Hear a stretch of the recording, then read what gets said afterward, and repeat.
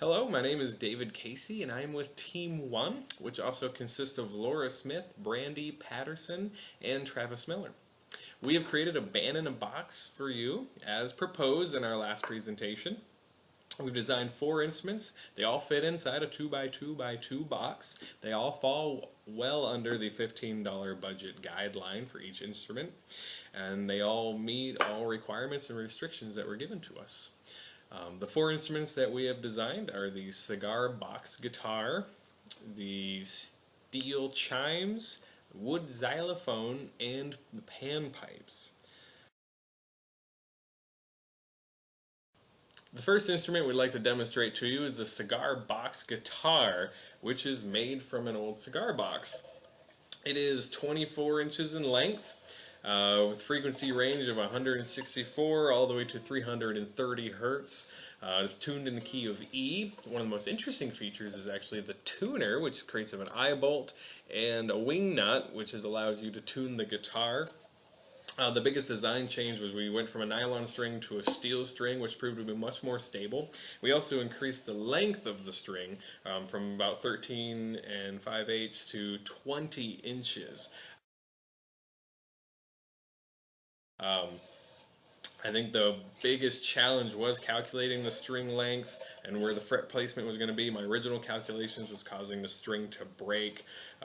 So we lowered the frequency to 164 hertz. That solved the problem.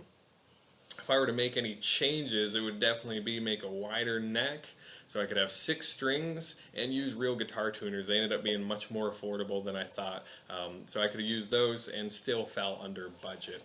The total cost of the guitar is under $10, so we're well under budget, making it a very affordable instrument. And I would like to demonstrate that for you now so you can get an idea what it sounds like.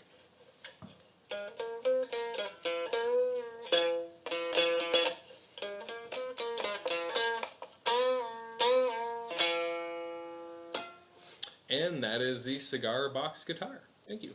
Hi, I'm Brandy Patterson and I'm presenting the wood xylophone for Team 1. The xylophone consists of several wood keys nailed to a wooden box frame that, when struck with a mallet, produce nice low notes. The xylophone and mallet have a natural wood finish, fit inside of a 2x2x2 foot stage box, and cost less than $15 to construct. The length of the keys are based on a manipulation of the formula for the frequency of a bar for a percussion instrument. During construction of this prototype, a miscalculation caused the length of the keys to change from the original proposed design. The keys are now longer than was originally proposed, but still fit inside the 2x2x2 foot stage box with the other instruments, and still meet the $15 design constraint, even though a little more wood was required. I appreciate the opportunity to work on this project, and I enjoyed working with my team.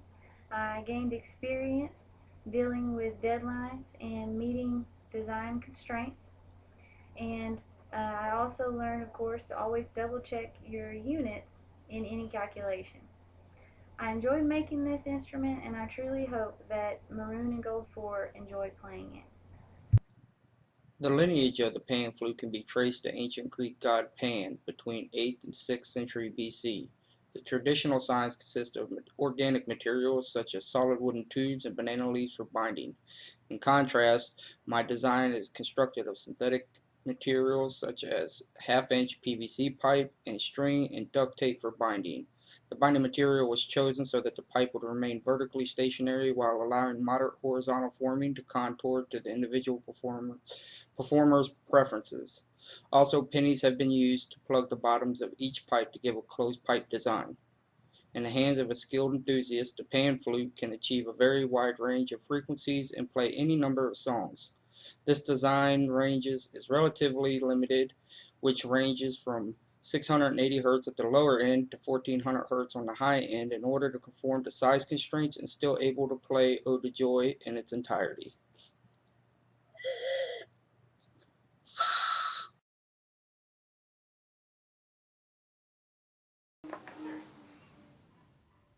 Hello, I'm Lara Smith, and I constructed the steel chimes for Team 1. There were two differences in the proposed design and the final design. One is the addition of the rod to support the chimes, instead of holding the chimes individually. And instead of a steel rod to strike the chimes, a wooden mallet was used. This did increase the cost some, but still kept it within the $10 requirement. And as you'll be able to see at the end of the video, our instruments work very well together and we were able to play the song. But as you can see, each chime can be struck and gives the correct frequency and resonates nicely.